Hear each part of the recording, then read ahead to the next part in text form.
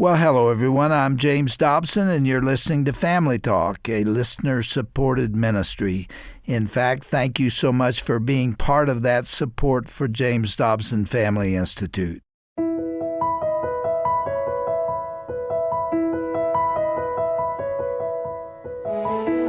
Well, welcome back to Family Talk. I'm Roger Marsh. Today on the broadcast, we are bringing you the second half of Dr. Tim Clinton's recent conversation with Jennifer Ellers. The topic, youth suicide and kids in crisis. Jennifer Ellers is a professional counselor, life coach, crisis response trainer, author, and speaker. She serves as director of the Grief, Crisis, and Disaster Network of the American Association of Christian Counselors. Jennifer is the co-author of the book, The First 48 Hours, Spiritual Caregivers as First Responders, and Spiritual and Psychological First Aid, both of which she wrote with her husband, Dr. Kevin Ellers. Today, Dr. Tim Clinton and Jennifer Ellers will talk more about some of the unique pressures that youth in America face today. They'll also revisit some of the warning signs of mental and emotional distress in kids. And finally, they'll discuss some of the myths around suicide. Let's listen in now to Dr. Tim Clinton's conversation with Jennifer Ellers on today's edition of Family Talk.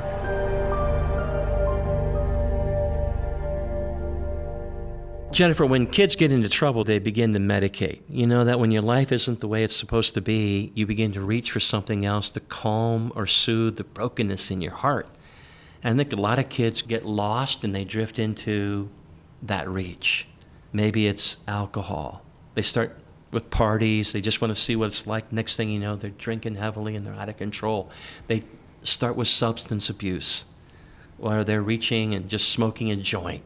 They're just going to try something. Or the opioid crisis that we're seeing, and these kids getting caught up in heroin and everything else. Jennifer, it's unbelievable what's happening. It's a huge problem, Tim, and there are two reasons why I'm really concerned about drug and alcohol use and abuse among our youth.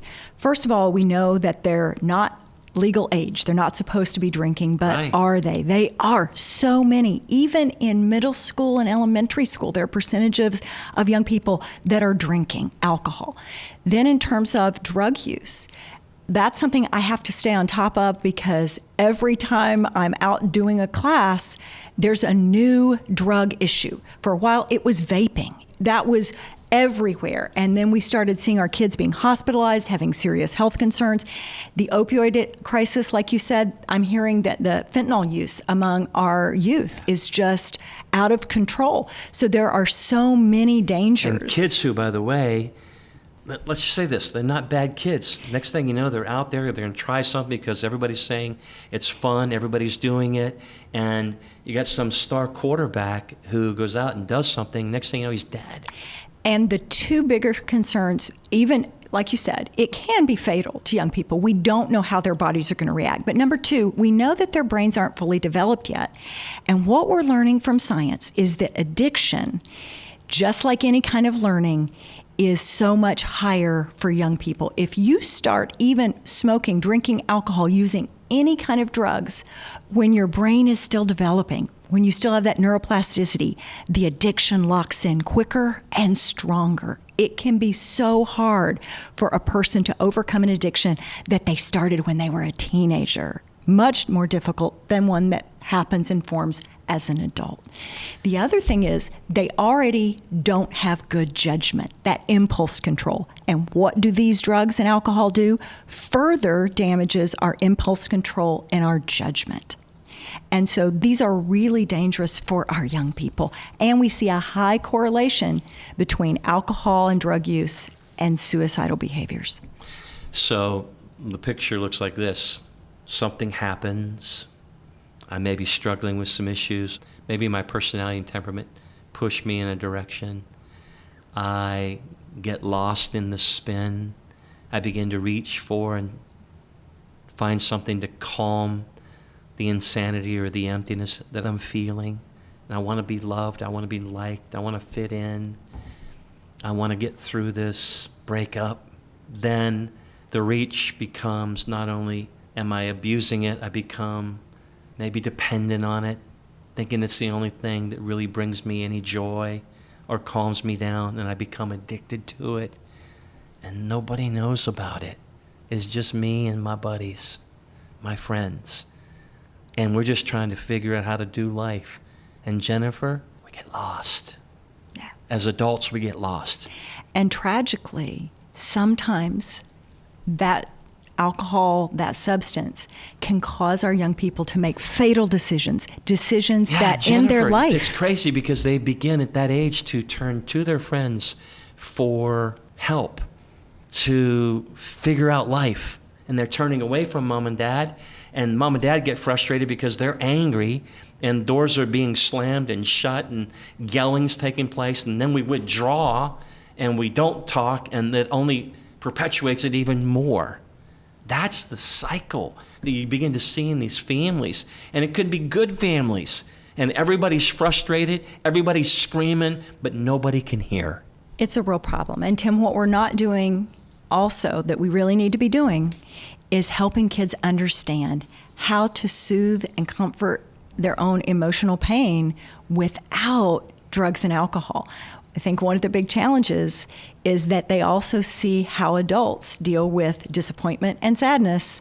And if they don't have something really healthy modeled for them, they don't know how I deal with disappointment, sadness, and loss.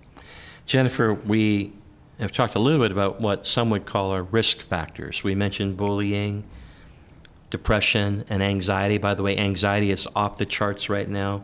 Jennifer, you talked a little bit about sexual violence and sexuality. Yes. It does play in here. Hormones have kicked in.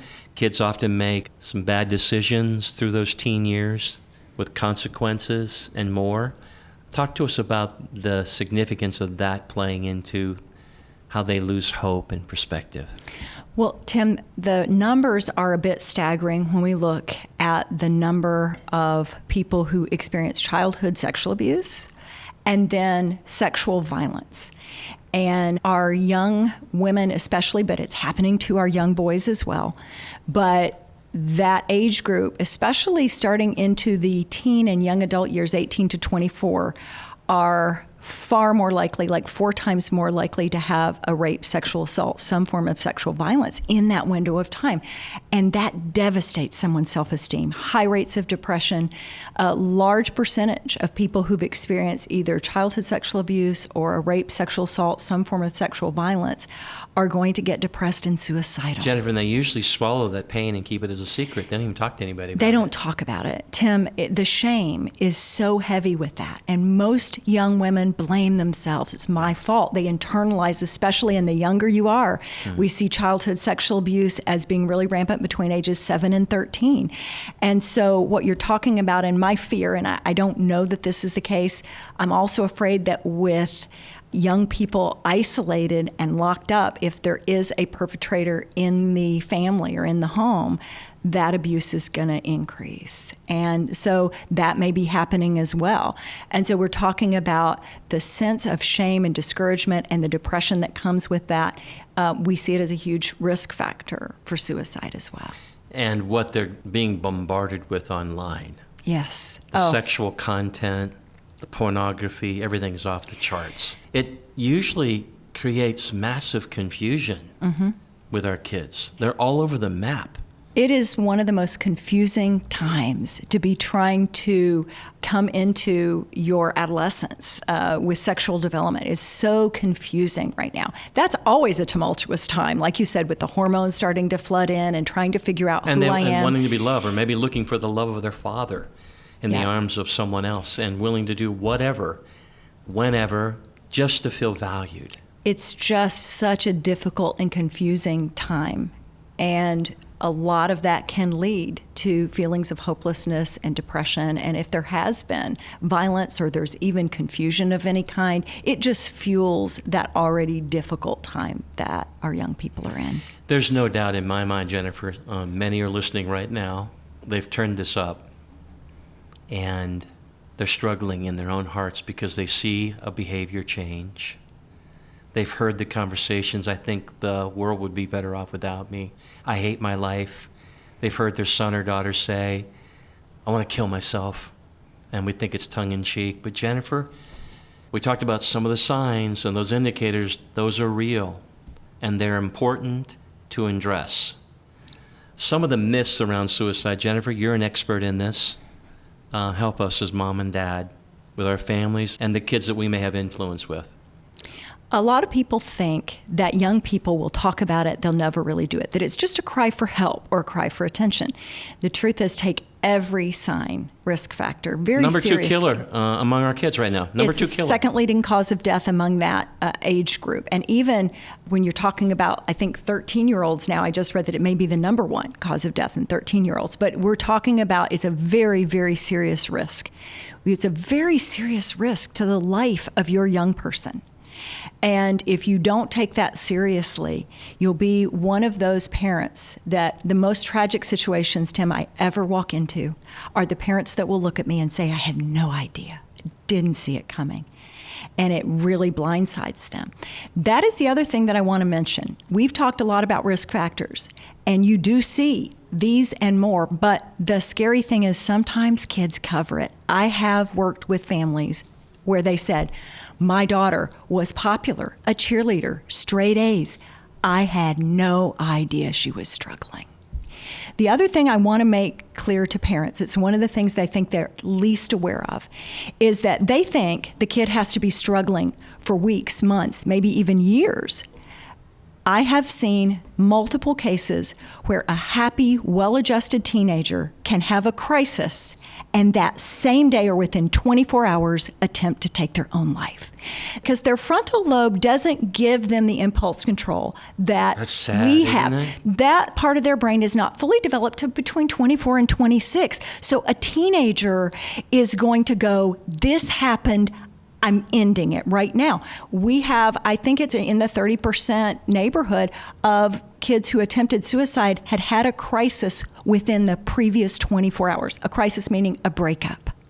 A crisis meaning a terrible bad grade or a fight with somebody. Didn't make a team, got kicked off a team. Something. Exactly. It get kicked off the cheerleading squad. Exactly. Made fun of, or, quote, made a mistake, and somebody posted something on social media, Yes. and it destroyed my reputation. Exactly. I hate myself. Those are the kind of things that parents would go, oh, come on, you're going to get over it. That's just a blip. You know, 5 years from now, you won't even remember this. But that's the way we're thinking like an adult. We're not thinking like a young person that says, now my life's not worth living. And then all these signs and then these cries for help, Jennifer, they need to be heard. They do. Jennifer, one of the biggest myths around suicide is this, that if you talk about suicide, someone you love will commit suicide. It is the biggest myth, Tim. We think we're going to put the idea in their mind, and that is simply not true. Research is very clear that what saves lives is talking about suicide. Talking about it is the thing that gives most people the opportunity to say, I know you're hurting, and it's okay to talk to me about it. We need to do more in terms of engaging in those conversations in our schools, in our churches, definitely in our families, because if you don't talk about it, then you never really know what's going on. Now, some parents don't know how to open the dialogue, and there are some great They're tools. afraid, too. They're scared. Afraid. Petrified. The number one reason why people of all ages don't ask the question, because in my trainings, I ask everybody I teach, you have to ask the question, are you thinking about suicide? Have you thought about hurting yourself or killing yourself? People are afraid to ask the question because they're afraid the answer will be yes, or maybe, or sometimes. But it's better that you ask. And then there are resources, because once you've engaged that person, then they want to talk about it. If somebody says yes or maybe or sometimes or I'm hurting, you've just allowed them to open their heart to you. And that's the first step in healing. Jennifer, you have been engaged with a training program to help people recognize the signs and respond to suicidal situations. Yes. You call it the 3R approach. Right. And it's all based on hope. Can you teach us real quick, because everybody listening saying, hey, listen, I need to hear this. Yes. Because the next time I see a situation or I come across it or I'm worried about it, I want to know what to say when I don't know what to say, and I want to know what to do when I don't know what to do. Teach us. The first R, Tim, is recognize. And in addition to the things that you and I have been talking about, recognize those warning signs, recognize the risk factors, we go much more in depth. Let's talk about all the risk factors, what are the dangers, and how do I recognize those signs? Then we talk about responding. When somebody does throw out, I just don't want to be alive anymore. Having the conversation. How do you respond to them? Nice. How do you ask that question? Then what do you say back and what not to say? Mm-hmm. Because what I've found is a lot of parents instinctually say the wrong thing. They say, don't be silly. You won't commit suicide. You won't do it. You don't throw your life away over that boy or that girl. What do you have to be depressed about? Exactly. We diminish their pain. And those remarks, rather than saying, tell me about it, I want to know about your pain, say, you don't have a right to your pain. And we're shutting them down. But I understand that parents' instinct is to say those remarks that sound dismissive, but what your child hears is, I don't care about your hurt. I don't care about your pain. They're stuck in this tape that's playing in their mind, Jennifer. It's negativity. They're lost in it. One of the big words is rumination. They can't turn it off, and they need someone to help them. Absolutely. So what we do teach you to do is respond well. Respond with a, tell me more about that. That sounds really hard. No, you don't have to be perfect. Hey, I'm not perfect, and I've trained for years to do this. Sometimes I say the wrong thing, but I know how to engage with people to say, tell me more, because I really want to know what's causing you to hurt like this, and I want to help. And we say things like, I'm going to help you. We'll do this together. And I'm going to make sure that I am there for you in whatever way I can be. So we want to engage with them and give them the kind of support. Now, that may mean they need counseling. You may need to go beyond what you can do in that relationship. Yeah. Referral. And that's referral. Get them. That's the third R. And that is, you need resources for our young people. I mentioned an epidemic of untreated anxiety and depression. There are wonderful counselors out there ready to help young people with depression, anxiety, PTSD, to heal from sexual abuse or sexual violence, to help with their struggles with relationships. But you have to get them there. They don't know how to do that by themselves. You can give them incredible resources and connect them with people who can help them. But they need your help to do that. They need adults who can come alongside them, validate their pain, and then say, let's get some help so you don't have to feel this way long term. Jennifer, this is a difficult subject. Again, I think there are many listening. They're worried. And some would think, boy, if my kid's struggling, it must mean I'm a bad parent. Oh, not at all. And Jennifer, close us out with a word to mom or dad right now. Coach, teacher, youth pastor. I'm just thinking someone who is speaking into the life of a teen. And Jennifer, speak to him or her. You know what? I have heard so many young people say, after they've gotten help down the road, gosh, my parents were the best parents and I took them for granted. They loved me, but I didn't open up. I didn't tell them. And so know that the best parents in the world may still have young people who are struggling because they live in a fallen world. There's so many reasons that could contribute to it. It may have nothing to do with you as mom or dad. Their world's just blown up around them and they don't know how to manage that chaos, the insanity, and the flood of emotion and probably a lot of stuff going on physically and everything all at one time. We're all living in a very difficult world, and our young people aren't as equipped to handle that. And so they do need our help. But also, parents don't have a textbook for the times we're going through either. Tim, you and I grew up in a very different world. And so I know with our girls, I have 3 stepdaughters, it really was challenging for me to know the world they lived in. And so I have had to work to enter their world. So trying to be a good parent today is hard. Let me just validate that for you. It is challenging. Well, it Dr. is Dobson scary. has always said, parenting isn't for cowards. It you know isn't. That? It's just a rough journey. It is the toughest but it's job. beautiful because when you're there and you get to speak into the life of your son or daughter, it's a moment. And the reward is getting them through this time. You will. You may feel like you never will, but you will. And you'll see them come out on the other side as this incredible human being. But you know what? We struggle. And our Heavenly Father knows that all of us have had our moments of wrestling and struggling and difficulty, but it's those very struggles that cultivate and build character. So just remember that the struggles will be redeemed because they give us a richer, more powerful experience spiritually. That's how we grow in our faith. That's how we connect and have real relationships with our kids through the struggles that we share with them and that they share with us and the times we walk through together. Before we close this program, I wanted to remind you, our listeners, our Family Talk family, that suicide is preventable. Suicidal thoughts can affect anyone, male, female, regardless of age or background. We know that. If you or someone you know is in a crisis right now, experiencing difficult or suicidal thoughts, hear me on this. Have them or please call the National Suicide Lifeline at 1-800-273-8255. That number again, 1-800-273-8255. You can also text for help at 741-741. Or you can go online, suicidepreventionlifeline.org. suicidepreventionlifeline.org. The National Suicide Prevention Lifeline is a national network of crisis centers that provide free and confidential emotional support to people in suicidal crisis or emotional distress. 24 hours a day, 7 days a week, there is help, there is hope.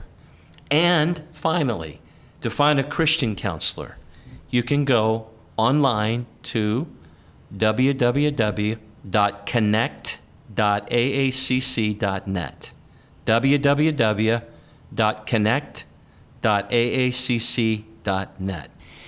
Tim, it's critical that people get help in the midst of a suicide crisis, and that's why these lifelines are here. We also understand that young people don't pick up the phone and call. They may chat or they may text, and so that's why those resources are developed. But whatever you do, reach out, get help. Don't do this alone. Sometimes it's the first step of admitting you or someone in your family needs help. And reaching out is the hardest part, but it's the most important thing you can do. And there is someone who will listen to you. And remember this, no matter what, God loves you. He cares for you more than you know. And He has a plan for you. Sometimes your mess can become your message. Remember, talking to someone on the suicide hotline is confidential. They're not going to judge. They're there to listen and support. Jennifer, we sure are grateful here at Family Talk for you taking time out to come and to talk about a tough subject like this. I know it's not easy, but your heart, your passion, it shows. And I'm so grateful we did this. I know on behalf of Dr. Dobson, his wife Shirley, their family, the entire Family Talk team, we tip our hat to you and pray that God continues to lead you out on those front lines in those moments of crisis and trauma in life. Thank you for joining us. You're very welcome, Tim. Thank you.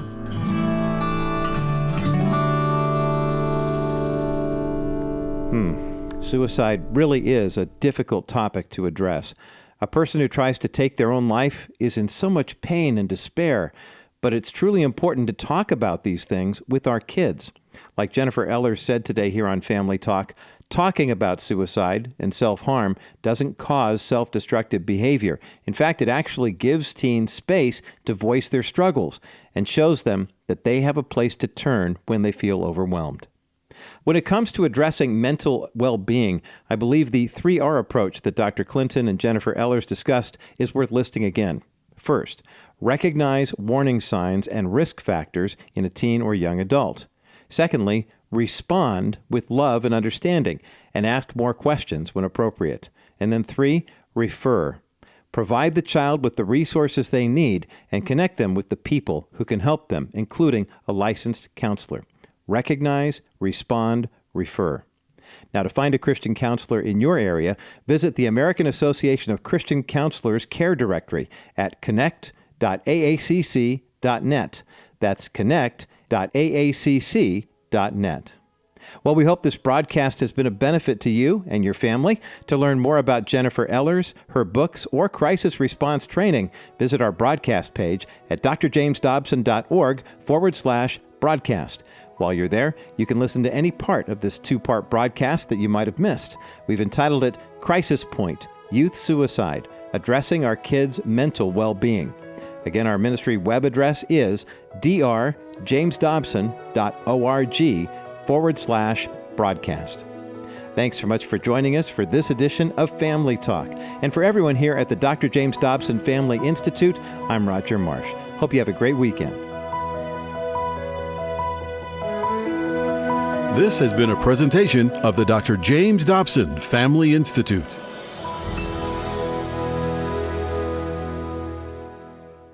Hello, everyone. Do you need help dealing with the everyday tasks of raising a family? I'm James Dobson here, and if you do, I hope you'll tune in to our next edition of Family Talk. Our main purpose in this ministry is to put tools into your hands that will strengthen your marriage and help you raise your kids. Hope to see you right here next time for another edition of Family Talk.